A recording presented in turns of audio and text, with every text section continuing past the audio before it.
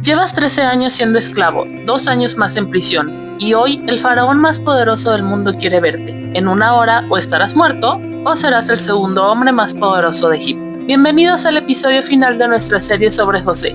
Soy Sidney y esto es Como si estuvieras ahí. Hasta ahora hemos caminado con José desde el pozo de Dotán hasta la prisión de Egipto. Hemos visto cómo un joven favorito se convirtió en esclavo, cómo un administrador próspero eligió la integridad sobre la comodidad, y cómo un hombre de principios terminó tras las rejas por hacer lo correcto. Pero hoy vamos a presenciar la transformación más extraordinaria de todas. Cómo Dios puede tomar 15 años de injusticia, traición y sufrimiento y convertirlos en la preparación perfecta para el liderazgo más importante de una generación. Vamos a estar en esa celda cuando dos funcionarios reales tengan sueños que José interpreta con precisión perfecta. Vamos a presenciar el momento cuando el copero olvida por completo al hombre que le salvó la vida. Vamos a vivir 2 años más de esperanza aplazada en la oscuridad de la prisión. Y después vamos a estar ahí cuando las puertas se abran de par en par y José sea llevado ante el hombre más poderoso de la tierra. Vamos a escuchar los sueños que aterrorizaron al faraón y que ningún sabio de Egipto puede interpretar. Vamos a ver cómo un prisionero hebreo no solo descifra los misterios, sino que propone un plan que salvará a una nación entera. Pero más que eso, vamos a presenciar el reencuentro más emotivo de la historia, cuando los hermanos que una vez vendieron a José como esclavo se postran ante él sin saber quién es. Vamos a estar ahí cuando José les revela su identidad y les dice las palabras que redefinen la historia. Ustedes pensaron en hacerme mal, pero Dios los encaminó en bien. Esta es la historia de cómo Dios puede tomar los pedazos rotos de una vida y crear un mosaico más hermoso de lo que jamás podríamos haber imaginado. Prepárate para presenciar que a veces el camino hacia el palacio pasa por la prisión más profunda. Pero primero tenemos que entender qué tipo de hombres había forjado José en esos años de cautiverio. Han pasado 2 años desde que José llegó a esta prisión, 2 años de levantarse cada mañana en una celda fría, recordando que está aquí por hacer lo correcto en lugar de hacerlo fácil. Pero mira a tu alrededor en esta prisión real. Algo ha cambiado. Los guardias ya no tratan a José como un prisionero común. Los otros reclusos no lo ven ya como una amenaza o una víctima. Hay una organización, una eficiencia, una paz que no existía antes de que José llegara. ¿Cómo ha sucedido todo esto? Al principio, José fue tratado con la severidad típica de cualquier prisionero nuevo. Grilletes en los pies, cadenas pesadas, el tratamiento duro que se reservaba para quienes habían caído en desgracia. Pero incluso en esas condiciones, José no se amargó. No se volvió resentido, no perdió esa cualidad extraordinaria que había desarrollado en la casa de Potifar, la capacidad de ver oportunidades donde otros ven obstáculos.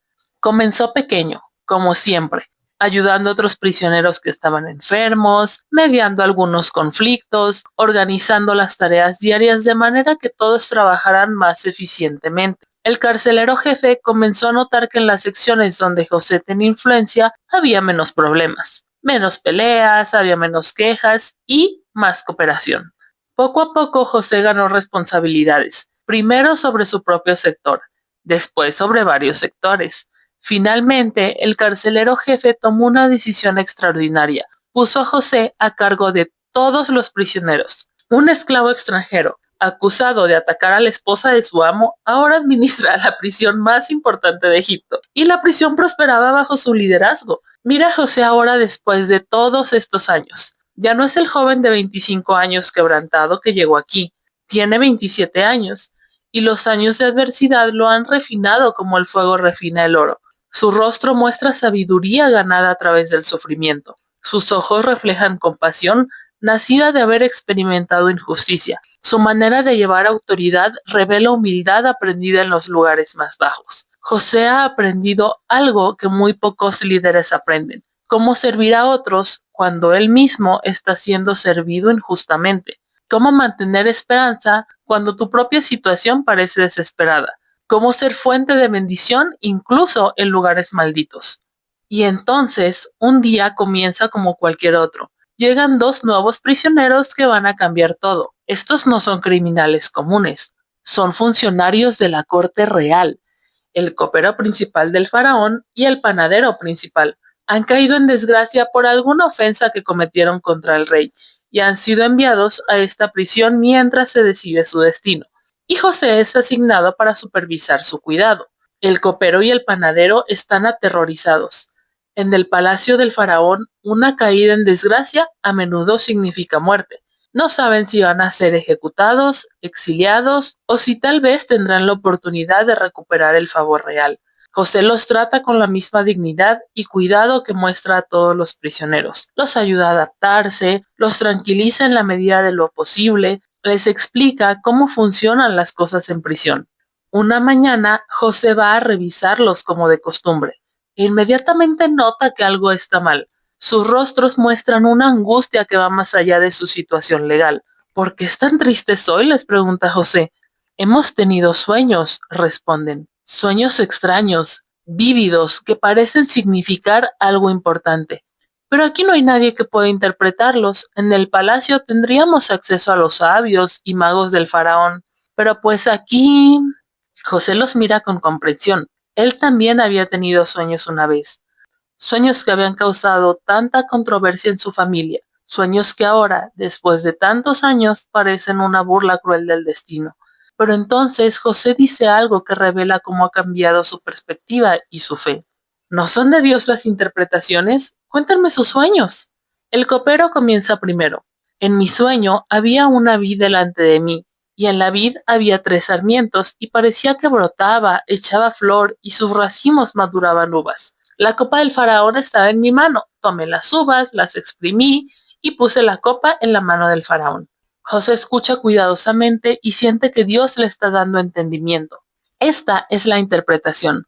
Los 3 sarmientos son 3 días. Dentro de 3 días, el faraón te levantará la cabeza y te restaurará a tu puesto. Volverás a poner la copa del faraón en su mano como cuando eras copero. Los ojos del copero se iluminan con esperanza. Entonces el panadero, animado por la interpretación, cuenta su sueño. En mi sueño había 3 canastas sobre mi cabeza. En la canasta de arriba toda clase de manjares de panadería fina para el faraón, y las aves las comían de la canasta encima de mi cabeza. José se pone triste, pero sabe que debe decir la verdad. Esta es la interpretación. Las 3 canastas también son 3 días. Dentro de 3 días, el faraón te quitará la cabeza encima de ti, y las aves comerán tu carne. La verdad es que José no disfruta dar malas noticias, pero ha aprendido que la verdad, aunque dolorosa, es siempre mejor que las ilusiones falsas.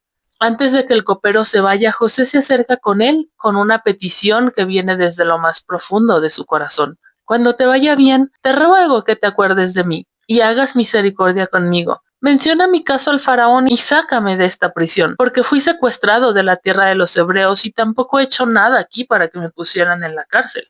El copero, conmovido por la interpretación que le ha salvado la vida, promete recordar a José. Sus ojos muestran gratitud genuina. Sus palabras suenan sinceras. No te olvidaré, dice. Cuando esté de vuelta en el palacio, hablaré al faraón de ti. 3 días después, exactamente como José había predicho, sucede lo imposible. Es el cumpleaños del faraón y decide revisar los casos pendientes de sus funcionarios. El copero es restaurado a su posición y el panadero es ejecutado. Todo exactamente como José había dicho. El copero regresa al palacio a su vida de lujo y privilegio. Vuelve a servir vino fino al hombre más poderoso de la tierra. Vuelve a tener acceso a la corte, a la influencia, a comodidades, a su casita, a su comidita. Y José espera, día tras día esperando noticias del palacio, esperando que llegue algún mensaje diciendo que el faraón quiere verlo. Pero ¿qué creen? No llega ese mensaje. El copero, ocupado con su nueva libertad, se olvida completamente del hombre que le salvó la vida. José sigue en la prisión, día tras día, semana tras semana, mes tras mes. Un año pasa, después otro, 2 años más de espera, 2 años más de levantarse cada mañana y preguntarse si hoy será el día, 2 años más de esperanza que se desvanece lentamente. Pero José no se da por vencido, sigue sirviendo a otros prisioneros, sigue administrando la prisión con integridad, sigue confiando en que Dios tiene un plan, incluso cuando ese plan parece tomar una eternidad para desarrollarse. Lo que José no sabe es que Dios está usando incluso esos años adicionales para prepararlo, para refinar su carácter, para desarrollar la paciencia y sabiduría que va a necesitar para lo que viene después. Porque en el palacio del faraón, A millas de distancia de esa prisión, el hombre más poderoso del mundo está a punto de tener dos sueños que van a aterrorizar a todo Egipto. Mientras José cumple su quinto año en prisión, a millas de distancia, en el palacio más opulento del mundo, el hombre más poderoso de la tierra está teniendo una noche que va a cambiar la historia. El faraón se revuelve en su cama dorada. Está cubierta con las sábanas de seda más finas. Su habitación está adornada con tesoros que valen mucho más de lo que tienen algunos de nuestros países. Pero toda esa riqueza no puede comprarle lo que necesita esa noche: paz mental.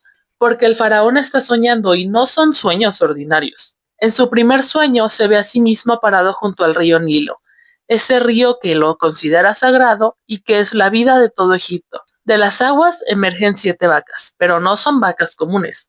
Son vacas hermosas, gorditas, saludables, perfectas en todo sentido. Las ve pastar tranquilamente en los verdes pastos que están junto al río. Pero entonces del mismo río emergen otras 7 vacas. Y estas son horribles, flacas hasta los huesos, con la piel pegada a las costillas, ojos hundidos, tan demacradas que el faraón nunca había visto animales tan miserables en toda la próspera tierra de Egipto. Y entonces sucede algo que desafía toda lógica. Las vacas flacas y feas devoran completamente a las vacas gordas y hermosas. Las consumen totalmente, pero después de hacerlo, siguen viéndose exactamente igual de feas y flacas como si no hubieran comido nada. El faraón se despierta sobresaltado, con el corazón latiendo furiosamente. Trata de calmarse, respira profundo. Fue solo un sueño, se dice a sí mismo, solo una pesadilla extraña. Pero cuando finalmente se vuelve a dormir, tiene un segundo sueño aún más perturbador que el primero. Esta vez ve una sola caña de trigo, pero de esa caña brotan 7 espigas llenas, hermosas, hasta se ven doradas por el sol. Espigas que prometen cosechas abundantes. Después ve otras 7 espigas que brotan de la misma caña, pero estas están marchitas, quemadas por el viento, vacías, y nuevamente lo imposible. Las espigas marchitas devoran a las espigas llenas y hermosas. El faraón se despierta otra vez, esta vez está empapado en sudor frío. Hay algo en esos sueños que lo aterroriza más allá de cualquier amenaza militar o política que haya enfrentado. Son demasiado vívidos para ser casualidad, demasiado específicos para ser solo productos de su imaginación. Y la repetición le dice que significa algo crucial. Al amanecer, el faraón convoca inmediatamente a todos sus magos y sabios de Egipto. Estos son los hombres más educados en la civilización más avanzada del mundo: matemáticos, astrónomos, intérpretes de sueño, sacerdotes de los templos más importantes. Si es que alguien puede descifrar el significado de estos sueños, son ellos. El faraón les relata los sueños con precisión exacta. Les describe vívidamente las vacas flacas y gordas, las espigas llenas y marchitas, la manera sobrenatural en que unas devoran a las otras. Los sabios se miran entre sí, consultan sus libros antiguos, invocan a sus dioses, hasta empiezan a realizar rituales. Analizan cada detalle desde múltiples perspectivas, pero no pueden encontrar una interpretación que tenga sentido. El faraón siente una angustia creciente. Estos sueños lo han perturbado profundamente, y el hecho de que ninguno de sus sabios pueda interpretarlos solo aumenta su preocupación. Siente en lo profundo de su ser que estos sueños son una advertencia importante. La tensión en el palacio se vuelve palpable. Si el faraón está perturbado, todo el reino siente inquietud. Y entonces, en medio de esa crisis, sucede algo inesperado. El copero principal, el hombre que José había salvado con su interpretación hace 2 años, está sirviendo a vino al faraón cuando ve la angustia en el rostro del rey. Y de repente, como un rayo, la memoria le regresa. Mi señor, dice casi dejando caer la copa, acabo de recordar algo. El faraón lo mira con esperanza desesperada. Hace 2 años, cuando caí en tu desgracia y fui enviado a prisión, ¿te acuerdas? Junto con el panadero, ambos tuvimos sueños en la misma noche. Estábamos angustiados porque no sabíamos qué significaba, y había allí un joven hebreo que había sido esclavo del capitán de la guardia. Le contamos nuestros sueños y él nos interpretó el significado. Y todo, absolutamente todo, sucedió exactamente como él dijo. Yo fui restaurado a mi posición y el panadero fue ejecutado. El faraón se endereza en su trono. ¿Un prisionero hebreo que interpreta sueños con precisión perfecta? ¿Dónde está ese hombre?, pregunta inmediatamente. En la prisión real, mi señor, aún está ahí. Sin perder un segundo, el faraón envía órdenes. Tráiganlo inmediatamente. En la prisión, José está cumpliendo con sus responsabilidades diarias cuando los guardias irrumpen en el área donde trabaja. José, el hebreo, el faraón quiere verte ahora. José apenas puede procesar lo que está sucediendo. Después de 2 años de silencio del palacio, después de haber perdido ya la esperanza de que el copero cumpliera su promesa, repentinamente es convocado ante el hombre más poderoso del mundo. No hay tiempo de procesarlo emocionalmente, hay prisa. Los sirvientes del palacio lo sacan de la prisión, lo llevan a bañarse, a cortarse el pelo, le dan ropas limpias y apropiadas para comparecer ante la realeza. José se mira en un espejo pulido por primera vez en años. El hombre que ve reflejado ya no es el joven de 17 años que fue echado en un pozo, ni siquiera el administrador de 25 años que trabajó para Potifar. Es un hombre de 30 años, refinado por años de adversidad, sabiduría grabada en cada línea de su rostro. Camina con José por los corredores del palacio más magnífico del mundo, columnas que se elevan hacia techos pintados con oro, pisos de mármol que reflejan murales de dioses egipcios, guardias en armaduras doradas que se inclinan al pasar. Todo esto sería impresionante para cualquiera, pero José mantiene su compostura. Ha aprendido que la verdadera autoridad no viene de la ostentación externa, sino del carácter interno. Finalmente llegan al salón del trono. Las puertas masivas se abren y José ve al faraón por primera vez, sentado en un trono de oro macizo, rodeado por los símbolos de poder de la civilización más antigua del mundo. Pero lo que más impresiona a José no es la riqueza o el poder, es la angustia evidente en los ojos de Faraón. Faraón habla. José, he tenido un sueño y no hay quien lo pueda interpretar, pero he oído decir que tú cuando oyes un sueño lo puedes interpretar. Y José, parado ante ese trono, después de 15 años de esclavitud y prisión, después de haber sido traicionado por hermanos y olvidado por aquellos a quienes ayudó, responde con una humildad que desafía todo lo que el faraón espera. No está en mí. Dios será quien dé respuesta propicia al faraón. En estas palabras, José revela quién es realmente, no un hombre buscando gloria personal, sino un siervo del Dios Altísimo, y está a punto de interpretar sueños que no solo cambiarán su vida, sino que salvarán a toda una civilización. Así que el faraón sentado en su trono mira a este prisionero hebreo que acaba de declarar que Dios, no él mismo, dará la respuesta. Es una respuesta mucho más humilde que contrasta completamente con la arrogancia de todos sus sabios. Entonces escucha mis sueños, dice el faraón, y con voz clara relata exactamente lo que vio. El sueño de las vacas, el sueño de las espigas. José escucha cada palabra sin interrumpir, pero mientras el faraón habla, puede sentir que Dios le está dando entendimiento. No es como resolver un acertijo con su propia sabiduría, es como recibir una revelación directa del cielo. Cuando el faraón termina, el silencio en el salón del trono es absoluto. Todos los ojos están fijos en José. El sueño del faraón es prácticamente el mismo, dice José con voz firme. Dios le ha mostrado al faraón lo que va a hacer. Las 7 vacas hermosas y las 7 espigas hermosas son 7 años. Las 7 vacas flacas y feas, y después las 7 espigas marchitas y quemadas, también son 7 años de hambre. José puede ver cómo el rostro del faraón cambia mientras entiende la magnitud de lo que está escuchando. Esto es lo que he dicho al faraón.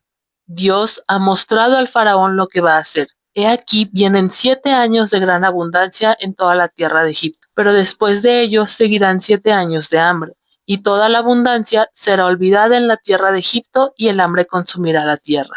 Y aquella abundancia no se conocerá en la tierra a causa del hambre que vendrá después, porque será gravísima. Y el sueño del faraón 2 veces significa que la cosa es firme por parte de Dios y que Dios se apresura a hacerla.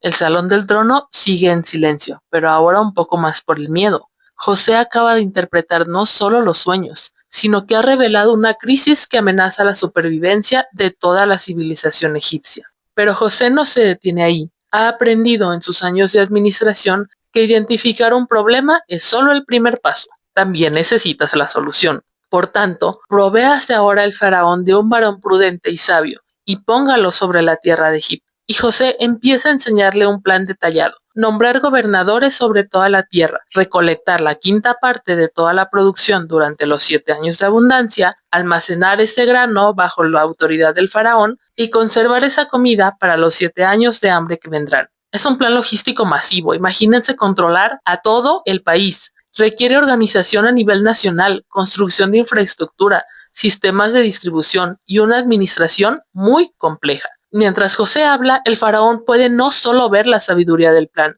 sino la competencia administrativa de José.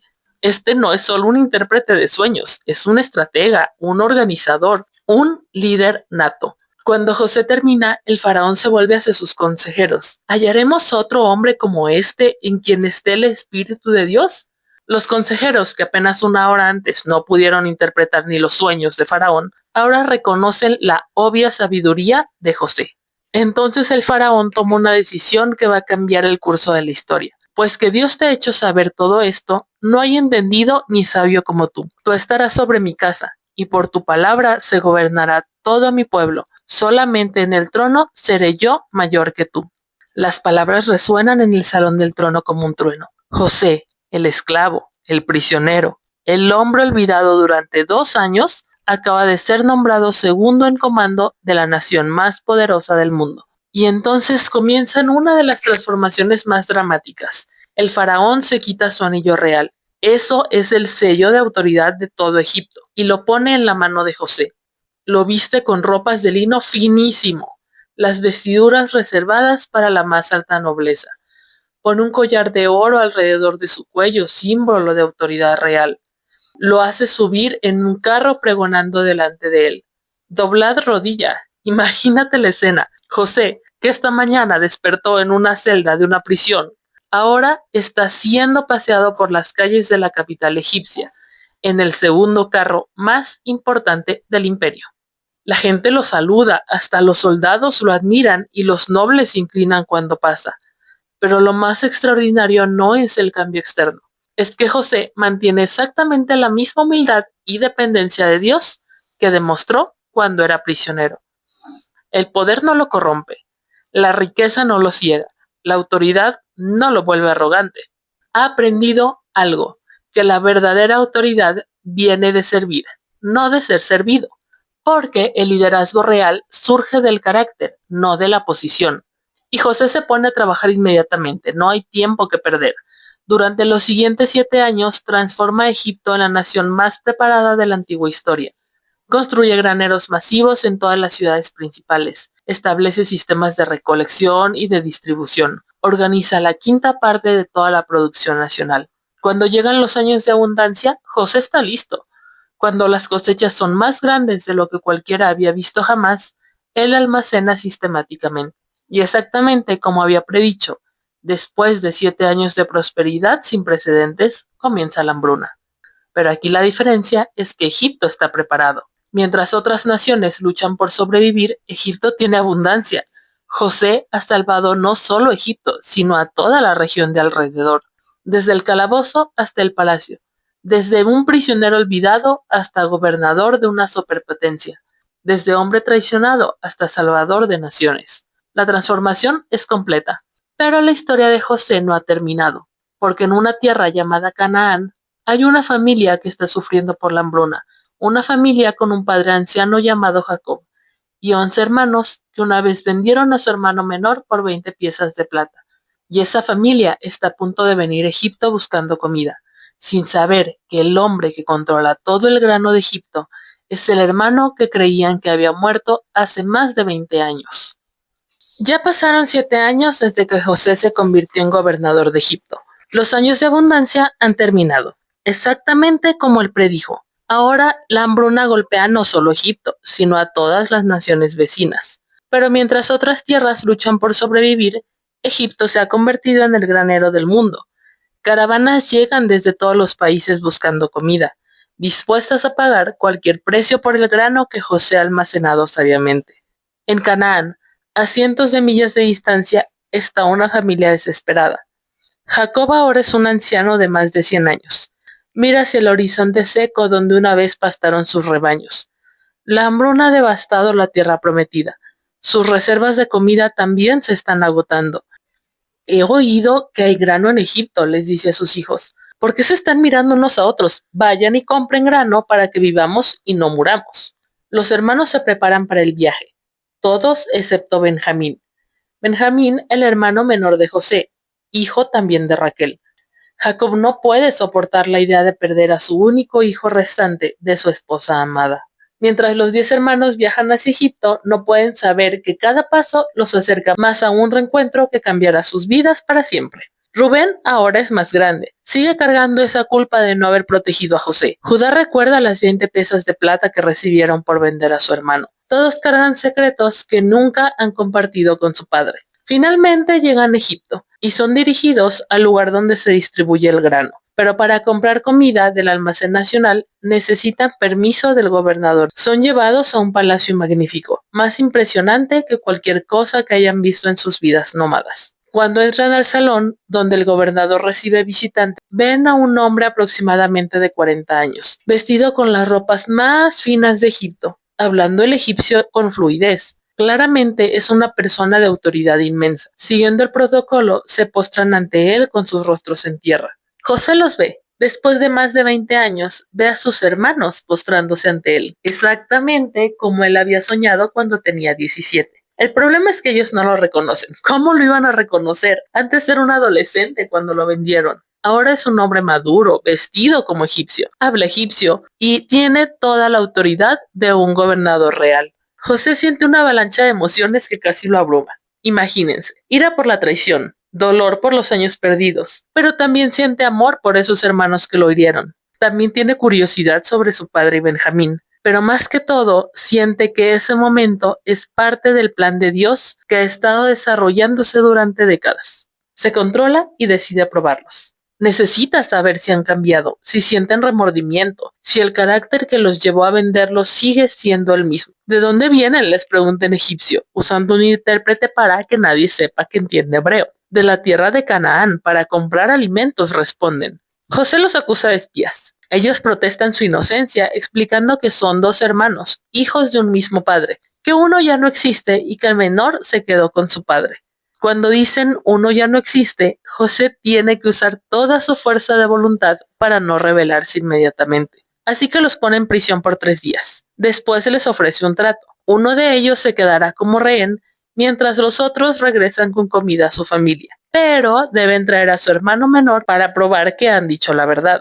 Los hermanos comienzan a hablar entre sí en hebreo, sin saber que José entiende cada palabra. Verdaderamente hemos pecado contra nuestro hermano, dice uno de ellos. Nosotros lo vimos cuando nos rogaba y no le hicimos caso. Por eso ha venido sobre nosotros esta angustia. Rubén añade, ¿no les dije yo que no pecaran contra el muchacho? Pero no me escucharon. Ahora se nos demanda cuenta de su sangre. José tiene que darse vuelta para que no vean las lágrimas en sus ojos. Después de más de 20 años, finalmente escucha que sus hermanos sienten remordimiento genuino por lo que le hicieron. Regresa, elige a Simeón como rehén y envía a los otros de vuelta a Canaán con grano, pero secretamente ordena que el dinero que pagaron sea puesto de vuelta en sus costales. Cuando los hermanos regresan a Jacob y le cuentan todo lo que pasó, el anciano patriarca queda devastado. Me han privado de mis hijos, dice. José ya no existe, Simeón tampoco, y ahora también quieren llevarse a Benjamín, pero la hambruna continúa y eventualmente no hay otra opción. Jacob, con el corazón roto, permite que Benjamín vaya con sus hermanos de vuelta a Egipto. Cuando José ve a Benjamín, su hermano de sangre, casi pierde el control. Se apresura a salir de la habitación para llorar y después organiza un banquete para sus hermanos. Y los sienta en orden de edad, algo que los asombra. Les da porciones de comida, pero a Benjamín le da mucho más que a los otros. Finalmente, José no puede contenerse. Después de una última prueba donde planta una copa de plata en el costal de Benjamín y los acusa de robo, ve cómo Judá se ofrece a quedarse como esclavo en lugar de Benjamín. Todo para proteger a su padre del dolor. En ese momento José sabe que sus hermanos han cambiado. Saquen a todos de aquí, ordena José a sus sirvientes egipcios. Cuando está solo con sus hermanos, finalmente habla en hebreo. Soy José. Mi papá todavía vive. Los hermanos están aterrorizados, no pueden ni hablar. El hombre que tiene poder de vida y muerte sobre ellos es el hermano que vendieron como esclavo. Pero José continúa con lágrimas corriendo por su rostro. Vengan acá, por favor, acérquense. Soy José, su hermano, el hermano que ustedes vendieron y enviaron a Egipto. Pero escúchenme, no se angustien, no se culpen por haberme vendido aquí, porque ahora entiendo que Dios fue quien me envió para salvar vidas. Miren, todavía faltan 5 años de hambruna. Dios me puso aquí para asegurarme que ustedes y sus familias sobrevivan, para que el pueblo de nuestro padre Abraham continúe existiendo. José hace una pausa mirando a cada uno de sus hermanos. Ustedes quisieron hacerme daño, eso es cierto, pero Dios incluso usó eso para algo bueno. Miren lo que ha resultado. Miles de personas están vivas hoy por lo que Dios hizo a través de lo que ustedes hicieron. José abraza a Benjamín y ambos lloran como si fueran de nuevo esos niños que fueron separados hace tantos años. Después, José abraza a cada uno de sus hermanos, uno por uno. Rubén, el mayor, apenas puede hablar. José, perdónanos. Hemos cargado esta culpa durante 20 años. Ya no importa, dice José, estamos juntos y eso es lo importante. José los envía de vuelta a Canaán con los mejores carros de Egipto y provisiones abundantes. Vayan y traigan a nuestro papá y a todas sus familias. No se preocupen por las posesiones, les daré lo mejor de toda la tierra de Egipto. Cuando Jacob escucha que José está vivo y aparte es gobernador de Egipto, casi no puede creerlo. Cuando ve todos los carros y provisiones que José ha enviado, finalmente se convence. Es suficiente, dice el anciano patriarca. Mi hijo José vive. Tengo que ir a verlo antes de morir. Y así, 70 personas de la familia de Jacob hacen el viaje a Egipto. Cuando Jacob finalmente ve a José, después de más de 20 años de creer que estaba muerto, padre e hijo se abrazan y lloran juntos por largo tiempo. Ahora ya puedo morir en paz, susurra Jacob, porque he visto que todavía estás vivo. Así que José, como prometió, establece a su familia en Gosén, lo mejor de la tierra de Egipto. Los protege durante los años de hambruna que quedan.